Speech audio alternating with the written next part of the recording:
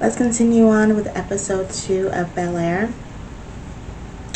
So after they at the party, I guess someone, as most millennials do, they videotape the entire fight, and the only portion of the fight that was viral was the part where Will was beating up Carlton. And the parents saw this and they were very upset and they questioned both of them. And both of them were not willing to admit who started the fight, but they could obviously saw who won the fight. And Aunt Vi kind of like put it together in her head that Carlton was the one that started the fight because of some things that Carlton says. So she could kind of just put it together like, yeah, I know my son. He started the fight. He felt jealous. And he gets to the point where they go to school. So Carlton's like still in the mood, of course. He's not in the mood. He's still in the mood. And after that, he's supposed to drive Will to school. Will has to find his own way to school because he doesn't want to apologize. He doesn't feel like he did anything wrong. So he takes one of the cars to drive to school. And then when he gets to school, Carlton basically lets him know that this is my school. See how you do without me helping you get around the school. So he gets there. No one is in their classroom because they're in an auditorium meeting. So no one's in their classroom. He's walking around the building trying to look and see where they are. There's a security guard that doesn't recognize Will. He questions Will. He basically chases him through the school into the auditorium. He ends up on stage with Carlton because Carlton's somehow running for school president. So he's running for school president and he runs on top of the stage. And Carlton lets the janitor or security guard, I'm not really sure what he is, but he lets him know what's going on, and he tells him he's with me, so you can leave him alone. We get to the point where after that, there's another issue that Carlton uses Will as like a part of his speech and says like, where did you go to school? Did they have SAT prep? Did they have honors classes? Did they have these opportunities for you to get better education? Will says no, they did not. And then what happens is that people start to clap because Carlton then says we should sponsor kids like this, something along the lines of that. So we get to that part and Will just walks out of the auditorium. After that, he goes about his day. He talks to Lisa. He asks how is it that Carlton is the popular kid, and how is it that he's on the lacrosse team? He's a school president. He's running for school president, and that's supposed to be cool. That's not cool back in Philly. And she's like, the reason why people like him so much is because he remembers everybody's name, makes everybody laugh, and he has a way of making you feel special. Will, he feels a little jealous, and he tries to figure out how he's going to make this happen. So he goes to basketball practice because before this he was actually recruited to go to Bel-Air Academy. That's the name of school, Bel-Air Academy.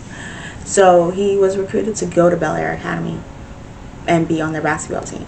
But what ended up happening was that the guy saw the tape of the fight and he was like, you're bad press. I'm not going to put you on the team because I already know what kind of energy you're going to bring to the team, so you can't be on the team.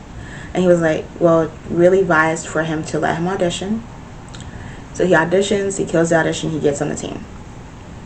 So Hillary has this interview with Hulk Kazine, and the Unfit put it together because she wanted Hillary to do something that was more her speed, really, that gives her like a honest paycheck week by week or weekly paycheck. She didn't want something that was every once in a while you get a paycheck, like the social media content creator situation. She wanted a steady paycheck. So she put together this interview for her with Hulk Kazine where she would cook for them and give them like this interview. So Hillary does that. She does the food interview. The people, they love the food. But what ends up happening is they give her a couple of requirements to the job. Us millennials, certain requirements we just can't do because those requirements force us to be a different person. So the requirements that they gave her was that first she has to tone down the way she dresses. Then she also needs to tone down her recipes that are passed down from generations to generations. And then she also has to run everything back through them. Now, I think the part that really made her mad was that she had to run everything through them. She already has to do that with her parents. She already has to do that with herself sometimes. But so why would she want to do that extra work at work as well? Like, that doesn't make any sense for her. So I understood her on that point. Like, I understand her like not liking that, running everything by them, because teaching people how to make those recipes has worked for her to gain her these followers. She doesn't need to tone it down because people love her as she is. So she's very upset with that. The interviewer also goes on to tell her that her food was super spicy. No, not even super spicy. It was a little tad spicy. So her food was super spicy, and it wasn't a spice level that they were used to. So we get to the point where after that, she explains to them that she's tried a new type of seasoning, her spice mix, and her parents were complimenting her spice mix just this morning. The interviewer goes on to say that her family is not their target audience.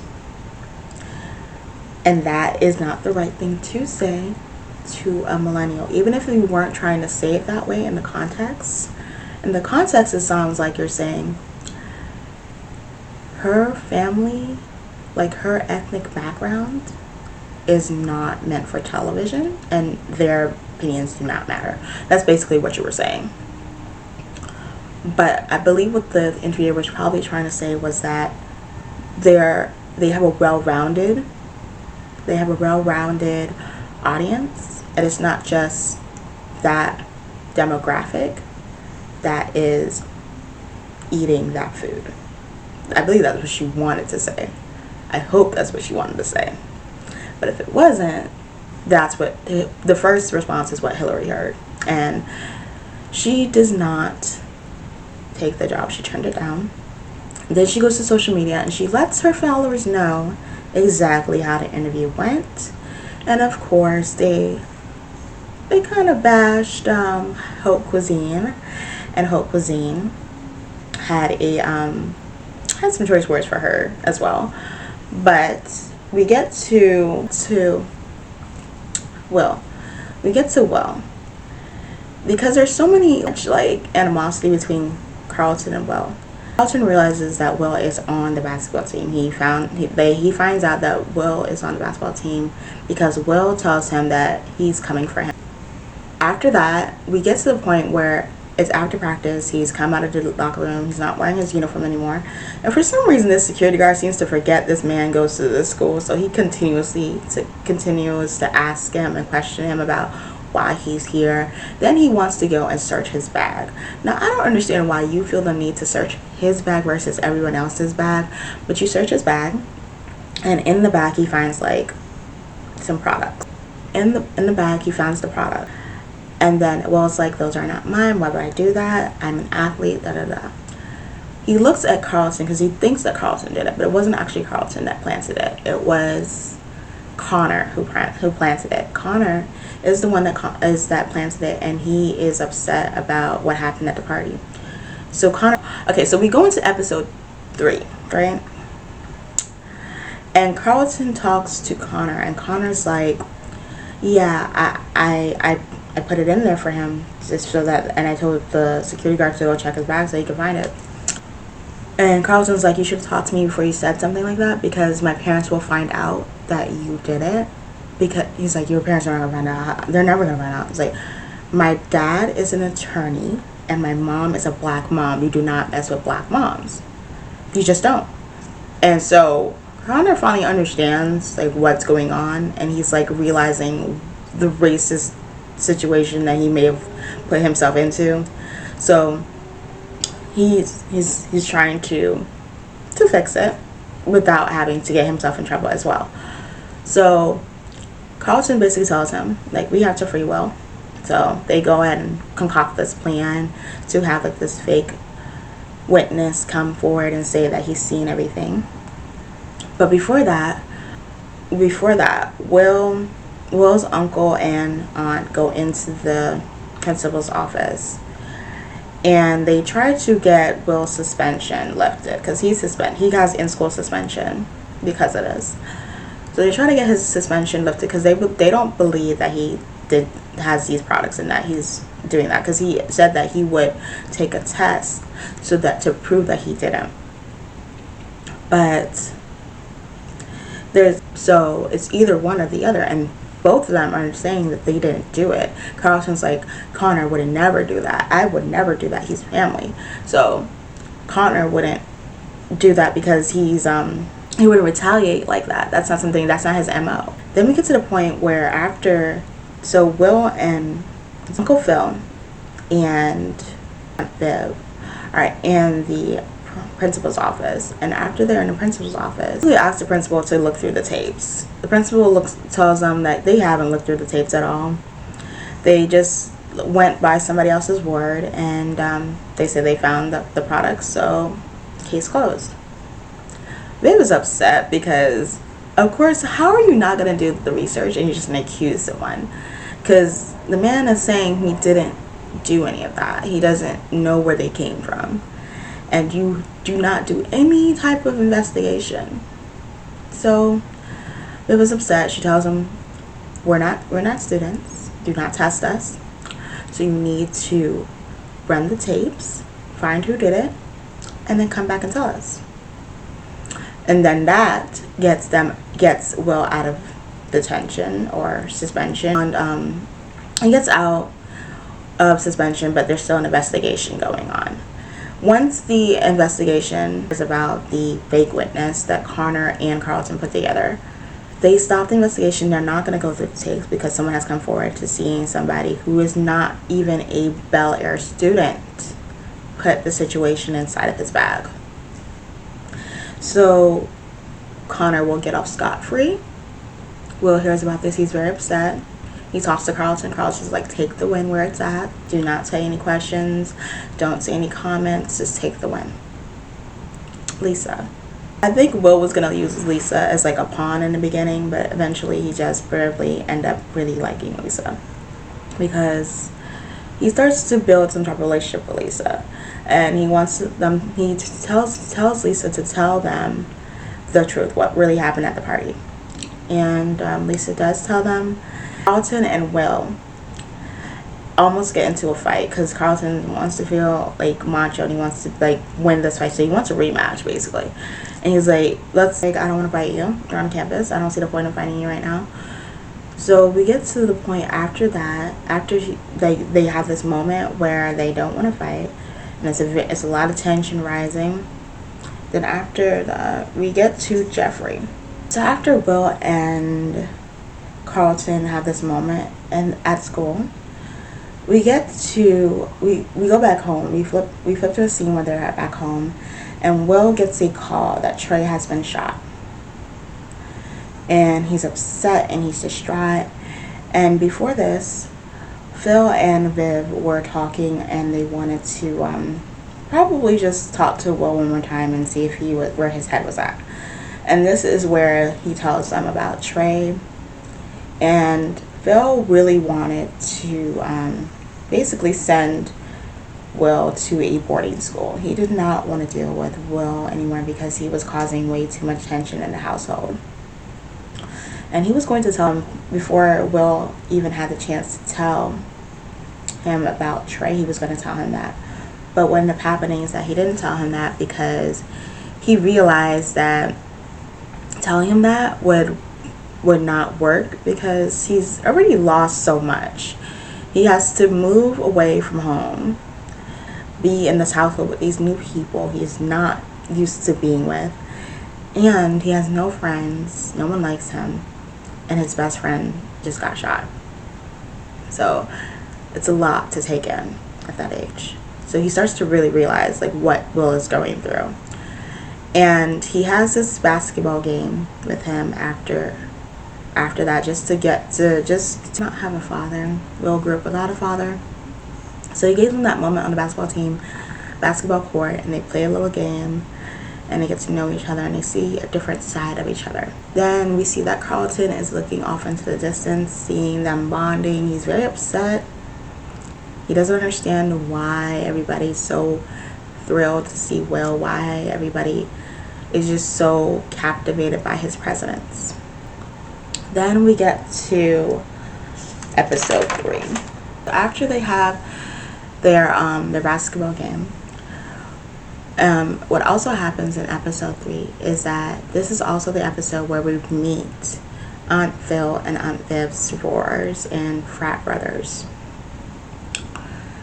So Aunt Viv is having like this party get together and Hillary is catering the party.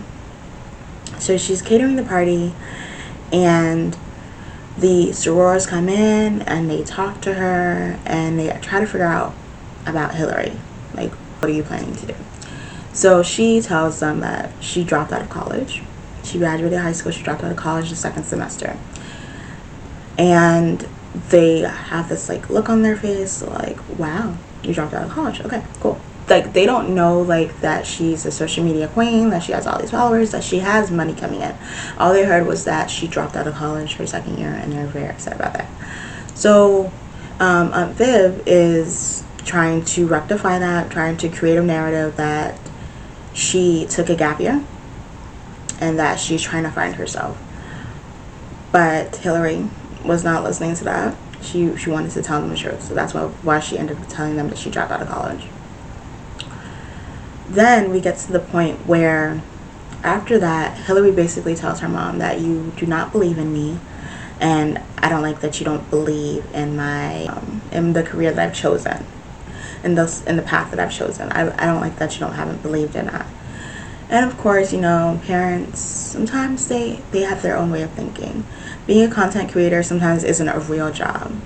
But for me, I believe that being a content creator, as long as you are putting out a clear message to your viewers and that you are making money back on this, then it's a job. You're putting in the work as a regular job. You put up lighting, you do your makeup, you create content, you create a schedule, you have to edit these videos. Like, it is a job. It may not have all the same elements of a regular job, but it does have the work ethic. It does have the work ethic of being an actual job. So she doesn't understand that part yet. Like, Aunt Viv doesn't understand that yet. Hopefully further on in the next following episode, she will have that understanding that it is actually a job. So Hillary's at her last straw. She does not want to be there, but she does not leave yet. So we get to the point where after Hillary has this big blowout with her mom, she goes to Will's first game. Well, they go as a family to Will's first game. The whole family goes there. No one goes to Carlton's game, which is really sad. And I'm like, I kind of feel bad for Carlton at this point. So nobody goes to his game, and Carlton kind of spirals out of control and realizes that no one's there to cheer him on. He's very upset, and he starts to lose the game. And then we get to Will's part, because everyone's supporting him. He feels good. He feels happy. He wins the game. It's complete total opposite. And Carlton's very upset. And then we end the scene there. And then we go into the end of this video. Please subscribe, like, and comment. I hope to see more videos and more content. Please subscribe. Bye.